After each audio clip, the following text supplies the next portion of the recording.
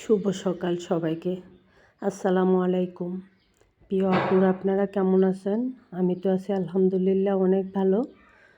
তো এই তো ঘুম থেকে উঠে সকালের ঘরের কাজগুলা শেষ করে আমাদের নাস্তা রেডি করতেছি। তো এই তো একটু নুডলস করব, 3 জনের জন্য 3 প্যাকেট নুডলস। এই তো এত সকালবেলায় রুটিও করি, মাঝে মাঝে ভাতও খাই। তো আবার মাঝে মধ্যে নুডলস খাই। এক এক দিন এক এক রকম করার চেষ্টা করি, যেন কিছু না কিছু খাইতে পারি অল্প করে হইলেও। তো এই তো আপনাদের কি অবস্থা, কেমন আছেন আপনারা? আর এই তো দেখেন, ঘরে কোনো সবজি ছিল না। গাছ থেকে মরিচ খুব কমই দিছি, মাত্র 3টা মরিচ দিছি, কারণ নুডলসের মশলার মধ্যে একটু ঝাল থাকে। তো এই তো আমার সকালের নাস্তা রেডি করতেছি। এই যে নুডলস, এতটুকু নুডলসই করব। আর আপনারা সবাই ভালো থাকবেন, আর একটা সুন্দর দিনের শুভেচ্ছা সবাইকে। আর আপনারাও সবাই ভালো থাকেন, দোয়া করি। কারণ এখন সবারই সর্দি, ঠান্ডা, জ্বর, কাশি, সব দিকেই অসুস্থ।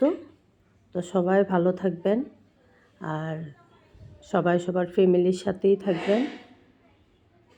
তো এই তো দেখেন, আমার মশলা দেওয়া ডান। এখন আমার রান্নাটা শেষ হয়ে যাবে, কারণ নুডলস তো সিদ্ধ করাই আছে, শুধু একটু ভাজলেই হবে। আর কোনো সবজি ছিল না বাসায়, টমেটো কিংবা গাজর কোনোই ছিল না সবজি।